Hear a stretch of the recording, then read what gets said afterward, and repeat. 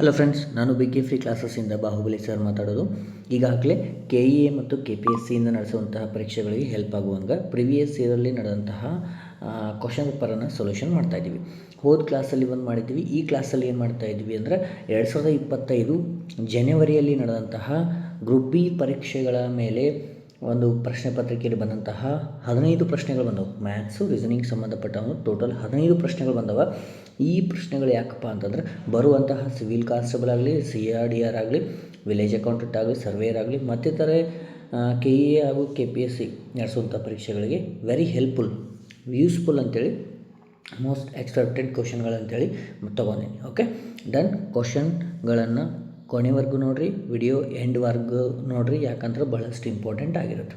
Okay done. Late ಮಾಡೋದು ಬೇಡ, start ಮಾಡಿ. ಫಸ್ಟ್ ಕ್ವಶನನ್ನು ನೋಡಿರಿ ಏನದ ಅಂತೇಳಿ. ಇಲ್ಲಿ ಇದು ವೆನ್ ಡಯಾಗ್ರಾಮ್ಸ್ ಮೇಲೆ ಬಂದ ಅಥವಾ ಹೇಳಿಕೆಗಳು ಮತ್ತು ತೀರ್ಮಾನಗಳಂತೀವಿ. Venn diagrams are statement and conclusion ಅಂತೀವಿ. ಓಕೆ ಏನಂತ ಹೇಳಿದ್ರೆ ಎಲ್ಲ ಪೆನ್ಸ್ಗಳು ಸಾಧನಗಳು. ಎಲ್ಲ ಪೆನ್ಸ್ಗಳು ಅಂತಂದ್ರೆ ಪೆನ್ಸ್ಗಳು ಒಳಗಡೆ ಬರಬೇಕು, ಸಾಧನಗಳೇನಾಗಬೇಕು ಹೊರಗಡೆ ಬರಬೇಕು. Okay done. ನೆಕ್ಸ್ಟು ಕೆಲವು ಸಾಧನಗಳು ಯಂತ್ರಗಳು. ಈ ಕೆಲವು ಸಾಧನಗಳಲ್ಲಿ ಸ್ವಲ್ಪ ಯಂತ್ರಗಳಾಗ್ಯಾವ. ಎಲ್ಲ ಯಂತ್ರಗಳು ಗ್ಯಾಜೆಟ್ಗಳು. ಎಲ್ಲ ಯಂತ್ರಗಳು ಗ್ಯಾಜೆಟ್ಗಳು. ಈ ಚಿತ್ರವನ್ನು ಆಧರಿಸಿನೂ ನೀವು ಲೆಕ್ಕ ಮಾಡ್ಬೋದು, ಇಲ್ಲ ಡೈರೆಕ್ಟು ಮಾಡ್ಬೋದು. ಓಕೆ ಹೆಂಗಂದ್ರೆ ಅದನ್ನು ಹೇಳ್ತೀನಿ. ಫಸ್ಟಿಗೆ ತೀರ್ಮಾನಗಳು ನೋಡಿ. ಕೆಲವು ಸಾಧನಗಳು ಗ್ಯಾಜೆಟ್ಗಳು. ಕೆಲವು ಸಾಧನಗಳು ಗ್ಯಾಜೆಟ್ಗಳು ಅಂತಂದರೆ ಗ್ಯಾಜೆಟ್ಗಳ ಸರ್ಕಲ್ಲು ಸಾಧನಗಳ ಸರ್ಕಲ್ ಒಳಗಡೆ ಬಂದಿರಬೇಕು, ಬಂದದ ಅಂದ್ರೆ ಒಂದನೇದು ಕರೆಕ್ಟ್ ಅದ, ಒಂದನೇ ತೀರ್ಮಾನ ಕರೆಕ್ಟ್ ಅದ. ನೆಕ್ಸ್ಟು ಕೆಲವು ಪೆನ್ಸಿಲ್ಗಳು ಯಂತ್ರಗಳು. ಪೆನ್ಸಿಲ್ಗೂ ಮತ್ತು ಯಂತ್ರಗಳ ಸರ್ಕಲ್ಗೆ ಯಾವುದು ಸಂಬಂಧ ಇಲ್ಲ ಅಂತಂದ್ರೆ ಎರಡನೇ ಹೇಳಿಕೆ ತಪ್ಪದ, ಅಂದ್ರೆ ಒಂದು ಮಾತ್ರ ಸರಿ. Option number 1 correct. ಇಲ್ಲ ಅಂತಂದ್ರೆ ಹೆಂಗೆ ಮಾಡ್ತೀರಿ ಅಂತಂದ್ರೆ ಇಲ್ಲಿ ಕೆಲವು ಪೆನ್ಸ್ಗಳು ಯಂತ್ರಗಳು ಅಂತಂದಾಗ ಈ ಮೇಲ್ಗಡೆ ಕೊಟ್ಟಂಥ ಹೇಳಿಕೆಗಳಲ್ಲಿ ಪೆನ್ ಮತ್ತು ಒಂದೇ ನೋಡಿರಿ, 1, 2. ಈ ಕೆಲವು ಸಾಧನಗಳು ಗ್ಯಾಜೆಟ್ಗಳು. ಗ್ಯಾಜೆಟ್ ಮತ್ತು ಸಾಧನಗಳಿಗೆ ಸಂಬಂಧ ಎಲ್ಲ ಅಂತಿದ್ದಾಗ ಇದು ಹೊರಗೆ ಹೋಗುತ್ತೆ. ಹೌದಾ? ಅಂದರೆ ಕೆಲವು ಸಾಧನಗಳು ಗ್ಯಾಜೆಟ್ಗಳಂತ ಹೇಳ್ತೀವಿ. ಇಲ್ಲಿ ಎಲ್ಲ ಯಂತ್ರಗಳು ಗ್ಯಾಜೆಟ್ಗಳಂದ್ರೆ ಅದರೊಳಗೆ ಸ್ವಲ್ಪ ಆಗಿರಬೇಕು, ಅಂದ್ರೆ ಒಂದೇದು ಕರೆಕ್ಟ್ ಅದ. ಅದು ಚಿತ್ರಗಳನ್ನು ಹಾಕಬಾರ್ದು, ಅದೇ ರೀತಿ ಡೈರೆಕ್ಟಾಗಿ ಮಾಡ್ತೀವಿ. ಒಂದು 2-3 ಮೆಥಡಿಂದ ಮಾಡ್ತೀವಿ. ನೆಕ್ಸ್ಟು ಕೆಲವು ಪೆನ್ಸ್ಗಳು ಯಂತ್ರಗಳು ಅಂತಂದಾಗ ಇಲ್ಲಿ ಎಲ್ಲ ಪೆನ್ನುಗಳು ಸಾಧನಗಳಾಗ್ಯಾವ, ಆದರೆ ಯಂತ್ರಗಳಿಗೆ ಪೆನ್ನುಗಳಿಗೆ ಯಾವುದೇ ಸಂಬಂಧವಿಲ್ಲ ಅಂದಾಗ ಎರಡನೇದು ತಪ್ಪಾಗುತ್ತೆ. ಸೊ ಈ ರೀತಿ ನೀವು ಕನ್ಕ್ಲೂಷನ್ನ ನೋಡಬೇಕು. ಡನ್. ಓಕೆ ನೆಕ್ಸ್ಟ್ ಇದು ಏನಪ್ಪ ಅಂತಂದ್ರೆ ಡೈರೆಕ್ಷನ್, ದಿಕ್ಕುಗಳ ಮೇಲೆ ಅದ. ಅರುಣ್ ತನ್ನ ಕಚೇರಿಯಿಂದ ಉತ್ತರ ದಿಕ್ಕಿಗೆ ಹೋಗ್ತಾನೆ. ಓಕೆ ಉತ್ತರ ದಿಕ್ಕಿಗೆ ಹೋಗಿ ಎಷ್ಟು ಕಿಲೋಮೀಟ್ರ್ ಹೋಗ್ತಾನೆ? 3 ಕಿಲೋಮೀಟ್ರ್ ಹೋಗ್ತಾನೆ. ನೆಕ್ಸ್ಟ್ ಅಲ್ಲಿಂದ ಏನು ಮಾಡ್ತಾನಪ್ಪ ಅಂತಂದ್ರೆ ಅವನ ಬಲಕ್ಕೆ ತಿರುಗಿ ಇಲ್ಲಿ ಹೋಗಿ ನಿಂತಾನಂದ್ರೆ ಇವನ ಬಲಕ್ಕೆ ತಿರುಗಿ 2 ಕಿಲೋಮೀಟರ್ಗಳಷ್ಟು ಮತ್ತು ಪ್ರಯಾಣ ಮಾಡ್ತಾನೆ. ಇಲ್ಲಿ ಪ್ರಯಾಣ ಮಾಡಿದ ನಂತರ ಮತ್ತೆ ಏನು ಮಾಡ್ತಾನೆ? ಮತ್ತೆ ಬಲಕ್ಕೆ ತಿರುಗಿ ಇಲ್ಲಿ ಕೂಡ 2 ಕಿಲೋಮೀಟ್ರ್ ಪ್ರಯಾಣವನ್ನು ಮಾಡಿ ಇಲ್ಲಿ ಸ್ಟಾಪ್ ಆಗ್ತದೆ, ನಾವು ಬಂದು ನಿಂತಾನೆ. ಇದು ಅಂತ್ಯ. ಓಕೆ ಇದೇನು? ಅಂತ್ಯ. ಇದು ಆರಂಭ. Okay done. ಈಗ ಅವ್ರು ಏನು ಕೇಳ್ತಾರೆ? ಆರಂಭ ಸ್ಥಾನದಲ್ಲಿ ನಿಂತು ಈ ಜಾಗ ಯಾವ ದಿಕ್ಕಿನೊಳಗೆ ಹೋಗಿ ನಿಂತಾನ ಅಂತಂದಾಗ ಇಲ್ಲಿ ನೋಡಿರಿ, ಆರಂಭದಲ್ಲಿ ಇಲ್ಲದನವ. ಹೌದಾ? ಇಲ್ಲಿಂದ ಎಲ್ಲಿ ಕಾಣತಾನವ? ಇಲ್ಲಿ ಕಾಣತಾನ. ಅಂತಂದ್ರೆ ಇದು ಯಾವ ದಿಕ್ಕು ಅಂತಂದ್ರೆ ಈಶಾನ್ಯ ದಿಕ್ಕು. ಹೌದಾ? ಓಕೆ ಇದು ಯಾವ ದಿಕ್ಕು? ಈಶಾನ್ಯ ದಿಕ್ಕು. ಅದಕ್ಕೆ ಆಪ್ಷನ್ ನಂಬರ್ 1 ಕರೆಕ್ಟ್.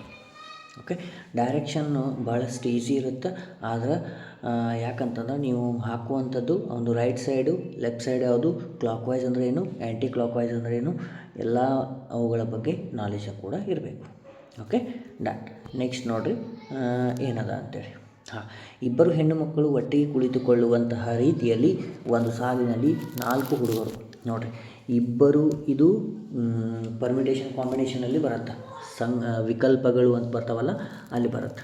ಓಕೆ ಇಲ್ಲಿ ನೋಡಿ ಏನು ಬರ್ತಾರೆ? ಫಸ್ಟಿಗೆ ಇಬ್ಬರು ಹೆಣ್ಣು ಮಕ್ಕಳು ವುಮನ್ಸು ಇರಬೇಕು, ಕುಳಿತುಕೊಳ್ಳುವ ಒಟ್ಟಿಗೆ ಇರಬೇಕು, ಬಾಜುನೇ ಇರಬೇಕು. ಓಕೆ ನೆಕ್ಸ್ಟು ರೀತಿಯಲ್ಲಿ ಒಂದು ಸಾಲಿನಲ್ಲಿ 4 ಹುಡುಗರಿರಬೇಕು, ಒಂದು ಸಾಲಿನಲ್ಲಿ 4 ಹುಡುಗರಿರಬೇಕು ಪ್ಲಸ್ 2 ಹುಡುಗಿಯರಿರಬೇಕು. ಅಂದ್ರೆ ನಮ್ಮದು ಇದರ್ಥ ಈ ಇಬ್ಬರು ಹುಡುಗಿಯರಲ್ಲಿ ಒಬ್ಬರಂತೂ 4 ಮಂದಿ ಜೊತೆ ಒಬ್ಬರು ಇರಬೇಕು, ಒಟ್ಟಿಗೆ ಸೇರುವಂತೆಯೂ ಇರಬೇಕು. ಆದ್ರೆ ಆ 4 ಜನರಲ್ಲಿ ಒಬ್ಬರಂತೂ ಅವ್ರ ಜೊತೆ ಇರಬೇಕು. ಅಂದಾಗ 4 + 5 ಎಷ್ಟಾಯಿತು? 5 ಫ್ಯಾಕ್ಟೋರಿಯಲ್. ಹೌದಾ? 5 ಫ್ಯಾಕ್ಟೋರಿಯಲ್ ಆಯಿತಾ? ನೆಕ್ಸ್ಟು ಈ ಇಬ್ಬರು ಜನ ಯಾರು? ಇಬ್ಬರು ಹೆಣ್ಣು ಮಕ್ಕಳೇನದಾರ ಅವರು ಒಟ್ಟಿಗೆ ಕೊಂಡ್ಬೇಕು. ಅಂದ್ರೆ 2 ಫ್ಯಾಕ್ಟೋರಿಯಲ್. ಅಂದ್ರೆ 5 ಫ್ಯಾಕ್ಟೋರಿಯಲ್ ಇಂಟು 2 ಫ್ಯಾಕ್ಟೋರಿಯಲ್. 5 ಫ್ಯಾಕ್ಟೋರಿಯಲ್ ಅಂತಲೇ ಹೆಂಗೆ ಬರ್ತೀರಿ? 5 into 2 into 3 into 2 into 1. 2 factorial ಅಂದರೆ 2 ಇಂಟು 1 ಅಂದರೆ 5 ಫ್ಯಾಕ್ಟೋರಿಯಲ್ ಅಂದರೆ ಎಷ್ಟಾಯ್ತು? 5 10, 10 3 30, 32 60. 5 10, 10 3 30, 32 60. ಟೋಟಲ್ ನೋಡಿರಿ ನಮಗೆ 5 ಫ್ಯಾಕ್ಟೋರಿಯಲ್ ಅಂತಂದರೆ ಎಷ್ಟು ಅಂಥೇಳಿ ಟೋಟಲ್ ಆಗಿ ನಿಮ್ಗೆ ಗೊತ್ತಾಗಬೇಕು. ಎಷ್ಟಾಯಿತು? ಓಕೆ, ಎಷ್ಟಾಯಿತು? 5 10, 2 3 6, 6 12, 12 60. ಓಕೆ, ಇದು 60 ಆಯಿತು. ಅಂದ್ರೆ 5 ಫ್ಯಾಕ್ಟೋರಿಯಲ್ ಎಷ್ಟಾಯಿತು? 60. ಇನ್ನು 2 ಫ್ಯಾಕ್ಟೋರಿಯಲ್ ಅಂದರೆ ಎಷ್ಟು? 2 ಬಂತು. ಅಂದ್ರೆ 60 ಇಂಟು 2 ಅಂದರೆ ಎಷ್ಟಾಯಿತು? 120 ಬಗೆಯಲ್ಲಿ ಅವರನ್ನು ನಾವು ಕೂರಿಸ್ಬೋದು. Option number 1 is right. ಭಾಳಷ್ಟು ಇಂಪಾರ್ಟೆಂಟು. ಇದ್ರ ಮೇಲೆ ಲಾಸ್ಟ್ ಈ ಒಂದು ಪರೀಕ್ಷೆಯಲ್ಲಿ ಒಂದು 2 ರಿಂದ 3 ಕ್ವಶನ್ಗಳ ಬಂದಿರ್ತವೆ. Okay, next. ಓಕೆ, ಇಲ್ಲಿ ನೋಡಿ, ಒಂದು ಟ್ರಾಫಿಕ್ ಲೈಟ್ ಒಂದು ಚಕ್ರವನ್ನು ಪೂರ್ಣಗೊಳಿಸಲು 60 ಸೆಕೆಂಡ್ಗಳನ್ನು ತೊಗೊಳುತ್ತೆ. ಅಂದರೆ ಒಟ್ಟು ಟೈಮ್ ಎಷ್ಟಾಯಿತು? ಒಟ್ಟು 60 ಆಯಿತು. ಓಕೆ, ಅದೇ ರೀತಿ ಪ್ರತಿಯೊಂದು ಚಕ್ರದಲ್ಲಿ ಹಸಿರು ಬೆಳಕು 25 ಸೆಕೆಂಡ್ಗಳು ಇರ್ತೈತಿ. ಹಸಿರು ಎಷ್ಟದ ರೀ? 25 ಸೆಕೆಂಡ್ಗಳು ಮಾತ್ರ ನಿಲ್ಲುತ್ತೆ. ಇನ್ನು ಉಳಿದದ್ದು ಎಷ್ಟು ಹೇಳ್ರಿ? 25 ಸೆಕೆಂಡ್ ಹೋದರೆ ಉಳಿದದ್ದು ಎಷ್ಟು? 35. ಹೌದಾ?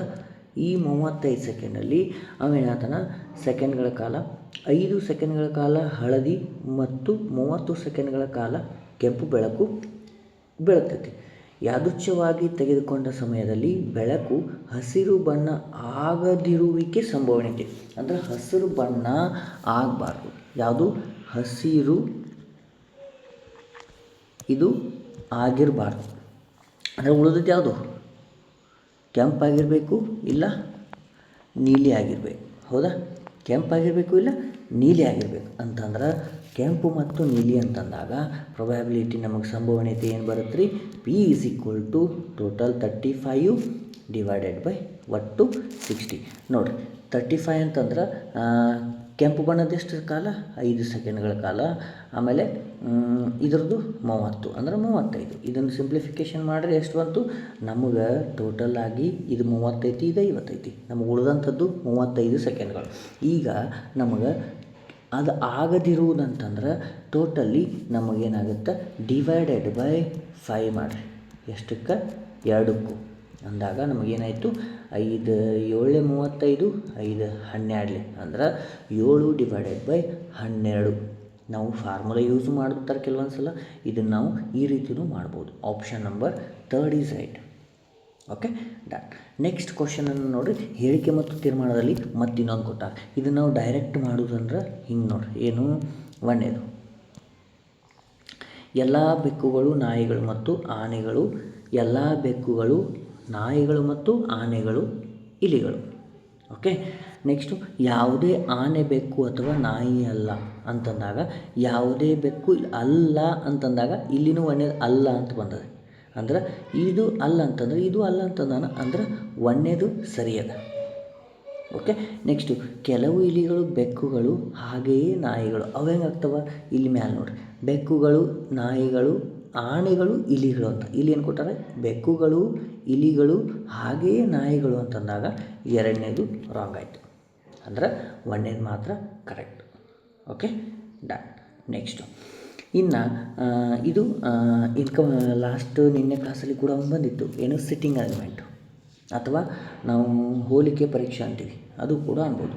ಏನಂತ ನೋಡಿ, ಸಿ ಎಗಿಂತ ಎತ್ತರವಾಗಿದ್ದಾನೆ. ಸಿ ನೋಡಿ, ಈ ಕಡೆ ಎತ್ತರ, ಈ ಕಡೆ ಗಿಡ್ಡ ಹಿಂಗೆ ಬರ್ಕೊಂಡು ಹೋಗ್ತೀನಿ ನೋಡಿರಿ. ಸಿ ಎಗಿಂತಲೂ ಸಿ ಎತ್ತರ ಅದ, ಹೌದಾ. ನೆಕ್ಸ್ಟು ಆದರೆ ಡಿಗಿಂತ ಕುಳ್ಳ ಯಾರು? ಎ ಸಿ ಇದ್ದವ ಎಗಿಂತ ಎತ್ತರ, ಆದರೆ ಡಿಗಿಂತ ಗಿಡ್ಡ. ಡನ್ನ. ನೆಕ್ಸ್ಟು ಎ ಬಿಗಿಂತ ಎತ್ತರ, ಎ ಇದ್ದವ ಬಿಗಿಂತಲೂ ಎತ್ತರ, ಆದರೆ ಈ ಎಷ್ಟದಲ್ಲ ಅಷ್ಟೇ ಇವರಿಬ್ಬರು ಸೇಮ್ ಹೈಟ್ ಅದ. ಅವ್ರು ಕೊಟ್ಟಂಥದ್ದು ಮುಗೀತು. ಹಂಗಾದ್ರೆ ಅವ್ರು ಕೇಳಿದ್ದು ಏನಪ್ಪ ಅಂತಂದ್ರೆ ಇವರಲ್ಲಿ ಅತ್ಯಂತ ಎತ್ತರವಾಗಿರುವವರು ಯಾರು ಅಂತಂದ್ರೆ D, option number 3. Okay done. Next ಮತ್ತೆ ಪ್ರೊಬಾಬಿಲಿಟಿ ಮೇಲೆ ಬಂದದ್ದು ನೋಡಿರಿ. ಒಟ್ಟು 7 ಹುಡುಗರು, ಓಕೆ 7 ಹುಡುಗರು ಮತ್ತು 3 ಹುಡುಗಿಯರ ಪೈಕಿ 7 ಹುಡುಗರು ಮತ್ತು 3 ಹುಡುಗಿಯರ ಪೈಕಿ 3 ಹುಡುಗರು ಮತ್ತು 2 ಹುಡುಗಿಯರನ್ನು ಕಲೆಕ್ಟ್ ಮಾಡ್ಬೇಕು. ನಾ ಈಗ ನೋಡಿರಿ ಟೋಟಲ್ ನಾನು ಇನ್ನೊಂದು ಸಲ ಹೇಳ್ತೀನಿ. 7 ಬಾಯ್ಸು, ಅದೇ ರೀತಿ 3 ಗರ್ಲ್ಸ್. ಇದರಲ್ಲಿ ನಮಗೇನು ಹೇಳತ್ತಾನವ, ಟೋಟಲಾಗಿ 7ರಲ್ಲಿ 3 ಹುಡುಗರನ್ನು ತಗೊಂಡು ಅದೇ ರೀತಿ 3 ಹುಡುಗಿಯರಲ್ಲಿ 2 ಹುಡುಗರನ್ನ ತೊಗೋಬೇಕು. ಅಂದ್ರೆ ಇದ್ರ ಪ್ರೊಬಾಬಿಲಿಟಿ ಎಷ್ಟು ಅಂತ ನೋಡಿರಿ. 7C3 ಹಿಂಗೆ ಬರೀತೀರಿ. 7 ಇಂಟು ಶಾರ್ಟ್ಕಟ್ಟಾಗಿ ಕೆಳಗಡೆ 3 ಅದರ, ಮೇಲ್ಗಡೆ ಇದ್ರ ಹಿಂದಿಂದು 7 ಹಿಡ್ಕೊಂಡು 3 ಸಂಖ್ಯೆಯನ್ನು ಬರೀಬೇಕು. ಡಿವೈಡೆಡ್ ಬೈ 3 ಅಂತಂದ್ರೆ 3 into 2 into 1. Next into 3C2 ಅಂತಂದ್ರೆ 3 ಇಂಟು 2 ಡಿವೈಡೆಡ್ ಬೈ 2 ಇಂಟು 1. ಕೆಳಗಡೆ ಇರುವಂಥದ್ದು ನಿಮ್ಗೆ ಇನ್ನೊಂದು ಹೇಳ್ತೀನಿ, ಎಲ್ಲ ಫಾರ್ಮುಲಾ ಟೈಪ್ ನೀವು ಹಚ್ಕೊಂಡು ಹೋಗುವಂಥದ್ದು ಅವಶ್ಯಕತೆ ಇಲ್ಲ. ಇಲ್ಲಿ ಲಾಸ್ಟ್ ಏನು ನಂಬರ್ದ ಕೆಳಗಡೆ ಅಷ್ಟು ಮೇಲ್ಗಡೆ ಇರುವಂತಹ 3 ಸಂಖ್ಯೆಗಳನ್ನ ಅಥವಾ ಇಲ್ಲಿ 2 ಸಂಖ್ಯೆನ ಬರೀಬೇಕು. ಈ 7 ಆಯಿತು, ಆಮೇಲೆ 2 3 6, ಈ 6 ಆಯಿತು, 7 ಇದ್ದರೆ 35 ಇಂಟು 3 ಅಂತಂದ್ರೆ 105 ಬಗೆಯಲ್ಲಿ ವಿಧಗಳಲ್ಲಿ ನಾವು ಮಾಡಬಹುದು. Option number first 1 is right. Okay done. Next ತ್ರಿಭುಜದ ಕೊಟ್ಟಾರ. ಇಲ್ಲಿ ಎಷ್ಟು ಚಿತ್ರಗಳದಾವ ಅಂಥೇಳಿ ಅವರು ತ್ರಿಭುಜಗಳದಾವ ಅಂಥೇಳಿ ಕೇಳ್ಯಾರ. ಓಕೆ ತ್ರಿಭುಜ ನಮ್ದು ಈ ರೀತಿ ಅದ. ಇನ್ನೊಂದು ಸಲ ತೆಗಿತೀನಿ. ಓಕೆ ಒಂದು ನಿಮಿಷ.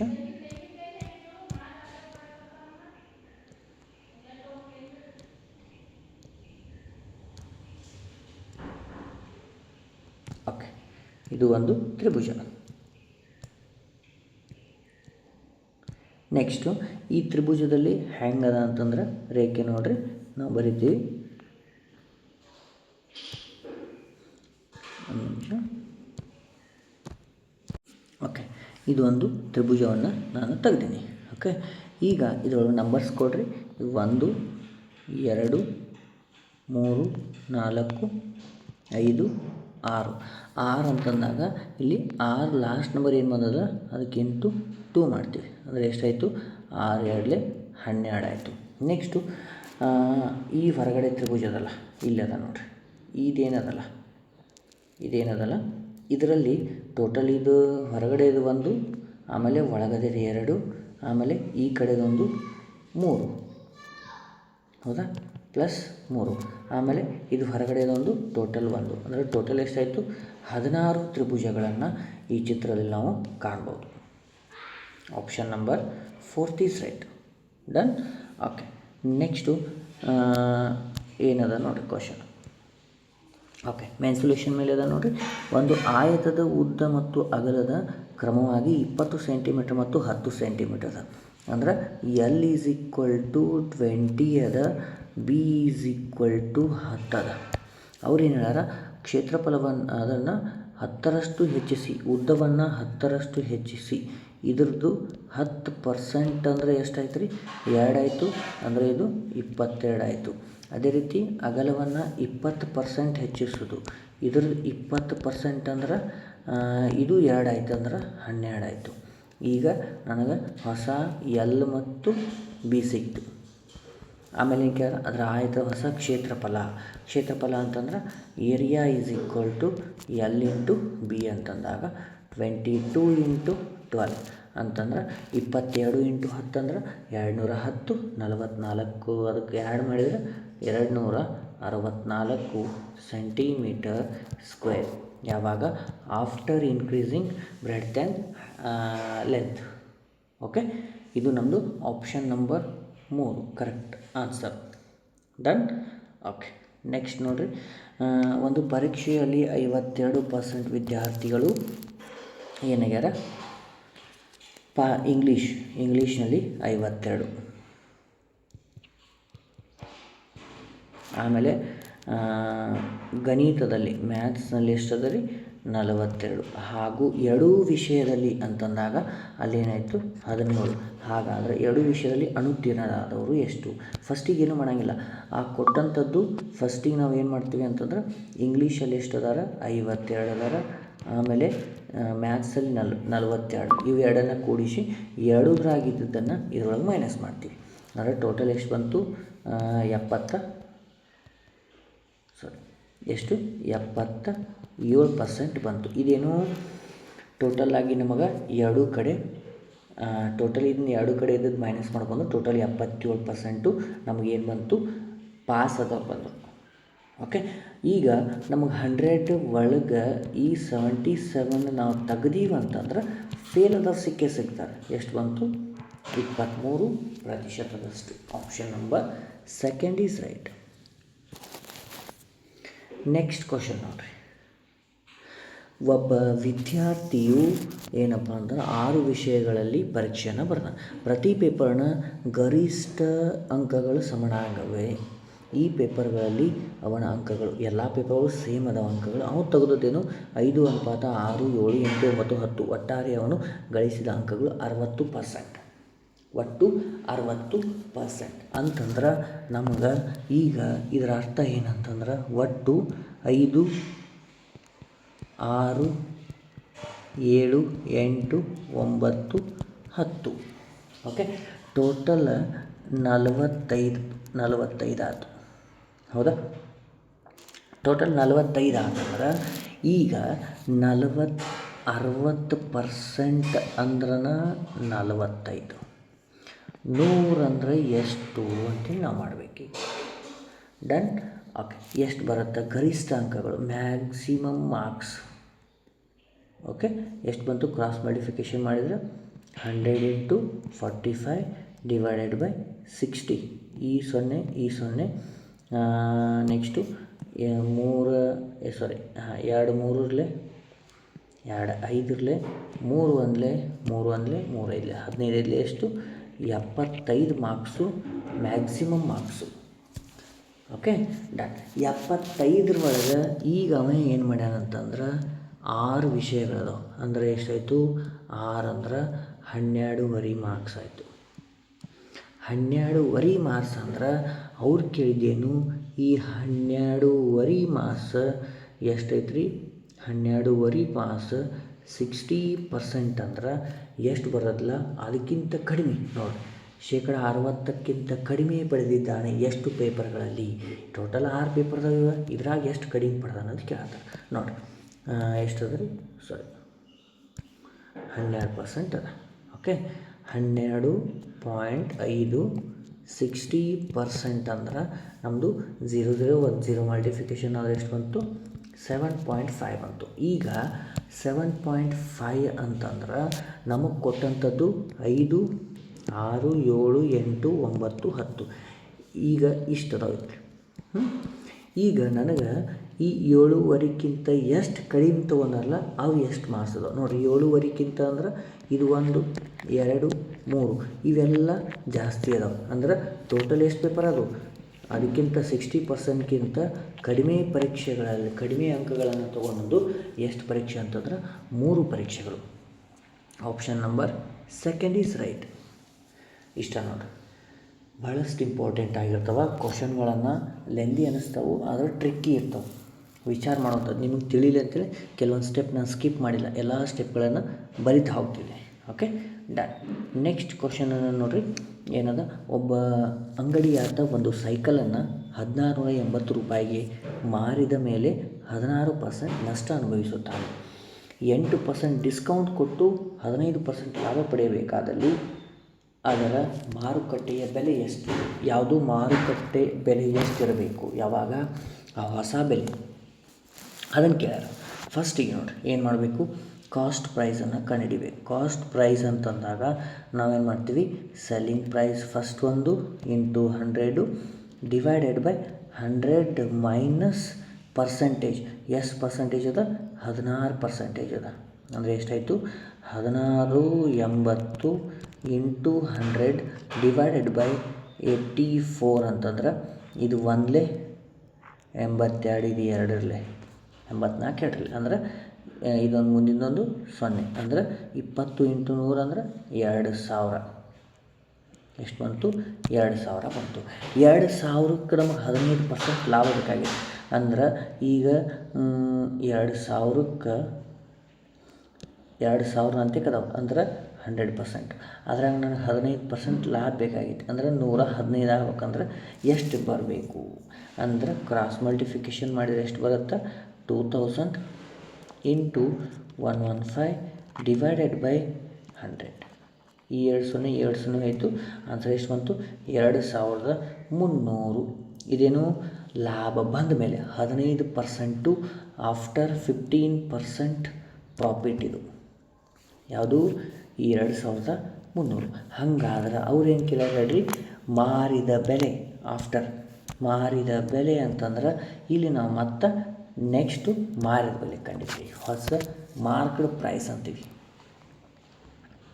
ಅಂತಂದಾಗ ಏನು ಮಾಡ್ತೀವಿ, 2300 ಇಂಟು 100 ಡಿವೈಡೆಡ್ ಬೈ 100 ಮೈನಸ್ ಎಷ್ಟು ಪರ್ಸೆಂಟ್ ಅಂದಾನ, 8% ಡಿಸ್ಕೌಂಟ್ ಕೊಟ್ಟಾನ ಅಂತಂದಾಗ ಮೈನಸ್ 8 ಅಂತಂದ್ರೆ ಎಷ್ಟು ಬಂತು, 2300 ಇಂಟು 100 ಡಿವೈಡೆಡ್ ಬೈ 92 ಅಂತಂದಾಗ ಸಿಂಪ್ಲಿಫಿಕೇಷನ್ ಮಾಡಿರಿ 2500 ನಿಮ್ಮದು ಬರುವಂತಹ ಆನ್ಸರ್. ಓಕೆ, ಫೈನಲ್ ಆನ್ಸರ್ ಎಷ್ಟು, 2500. Option number 3 is right. ಭಾಳಷ್ಟು ಇಂಪಾರ್ಟೆಂಟ್ ಕ್ವಶನ್ಗಳು. Okay, done. ನೆಕ್ಸ್ಟ್ ಕ್ವಶನನ್ನು ನೋಡಿರಿ. ಒಬ್ಬ ಶಿಕ್ಷಕ ಮತ್ತು 3 ವಿದ್ಯಾರ್ಥಿಗಳ ಸರಾಸರಿ 20 ವರ್ಷಗಳು. ಅಂದ್ರೆ ಟೋಟಲು 3, ಒಬ್ಬ ಶಿಕ್ಷಕ ಅಂದ್ರೆ 4 ಜನ, ಅವ್ರ ಸರಾಸರಿ 20 ಅಂತಂದ್ರೆ ಟೋಟಲು 80 ಆಯಿತು. 3 ವಿದ್ಯಾರ್ಥಿಗಳು ಒಂದೇ ವಯಸ್ಸಿನವರಾಗಿದ್ದಲ್ಲಿ ಹಾಗೂ ಶಿಕ್ಷಕ ಪ್ರತಿ ವಿದ್ಯಾರ್ಥಿಯ ವಯಸ್ಸಿನ ಅಂತರ 20 ವರ್ಷಗಳು. ನೋಡಿರಿ, ಪ್ರತಿ ವಿದ್ಯಾರ್ಥಿಯ ವಯಸ್ಸಿನ ಅಂತರ 20 ವರ್ಷಗಳಾಗಿದ್ದಲ್ಲಿ ಆ ಶಿಕ್ಷಕರ ವಯಸ್ಸನ್ನು ಕಂಡುಹಿಡಿಯಿರಿ. ಅಂದ್ರೆ ಟೀಚರು ಆಮೇಲೆ ಸ್ಟೂಡೆಂಟದ್ದು ವ್ಯತ್ಯಾಸ ಎಷ್ಟದ, 20 ವರ್ಷಗಳು. ಅಂದ್ರೆ ನನಗೆ ಸ್ಟೂಡೆಂಟ್ ಈಕ್ವಲ್ ಟು 20 t - 20 ಅಂತ ಬರಿಬೋದ.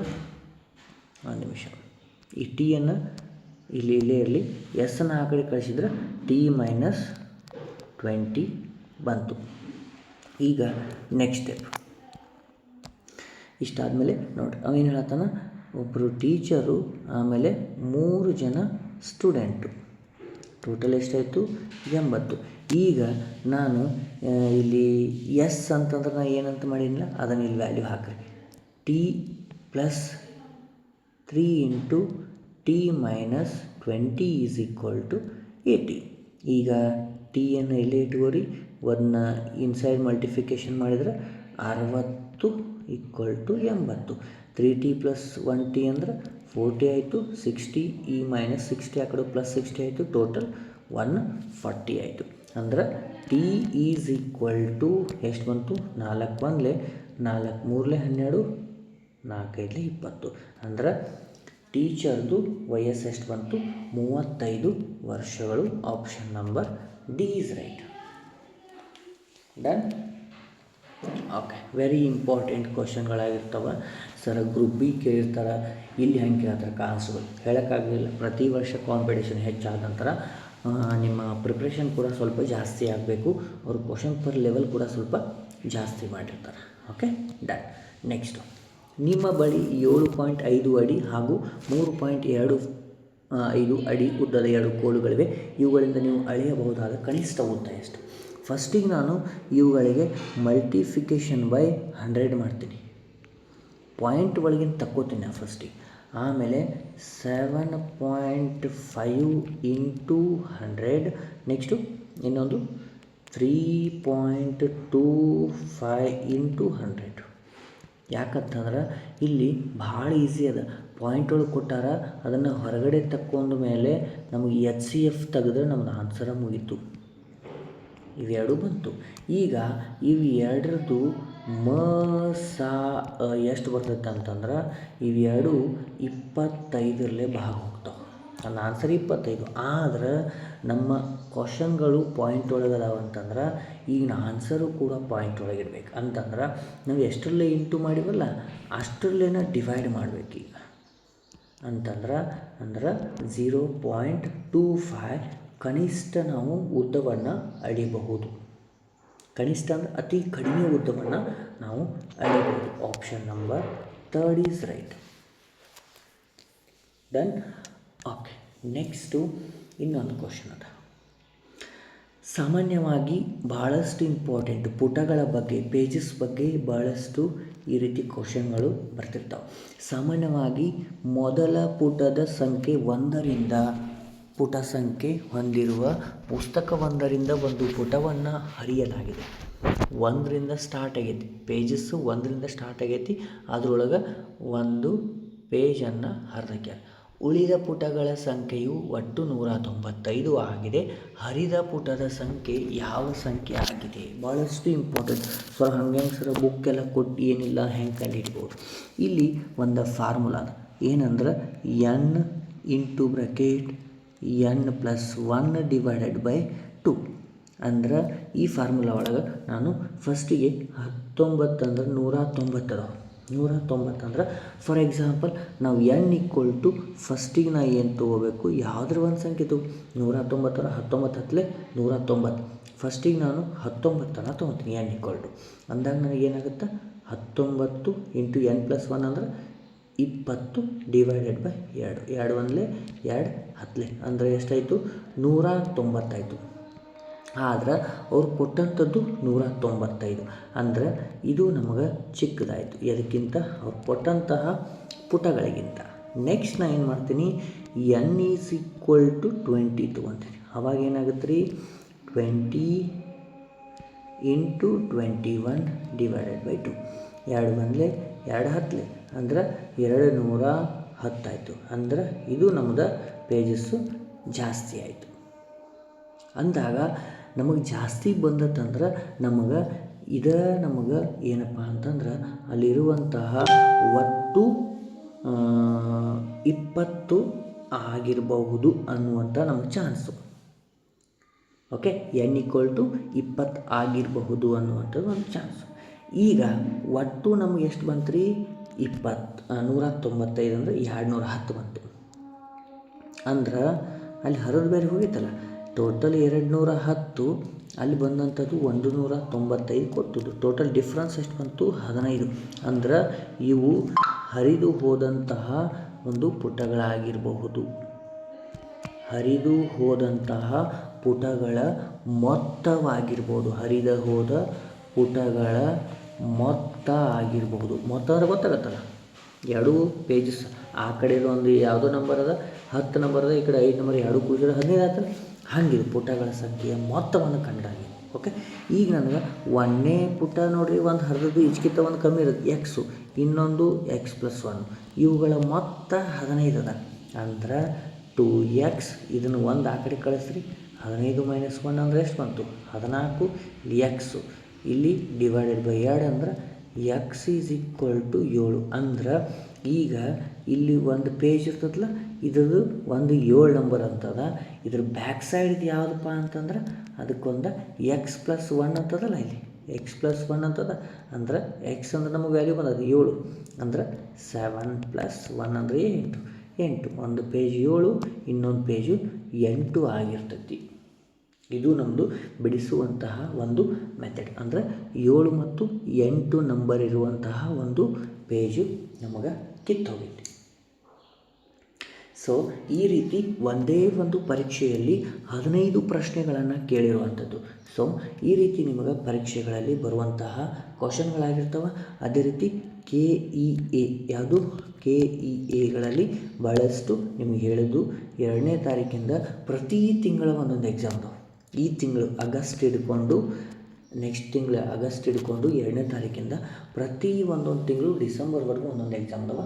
ಸೊ ನಿಮಗೆ ಹೆಲ್ಪ್ ಆಗುವಂಗೆ ಟೈಮ್ ಸಿಕ್ಕಾಗೆಲ್ಲ ಕ್ವಶನ್ ಪೇಪರ್ಗಳನ್ನ ಸೊಲ್ಯೂಷನ್ ಮಾಡ್ತಾ ಇರ್ತೀನಿ. ಅದೇ ರೀತಿ ಕೊನೆಯವರೆಗೂ ವಿಡಿಯೋ ನೋಡ್ತಾ ಇರಿ, ವಿಡಿಯೋ ಶೇರ್ ಮಾಡಿ, ಲೈಕ್ ಮಾಡಿರಿ.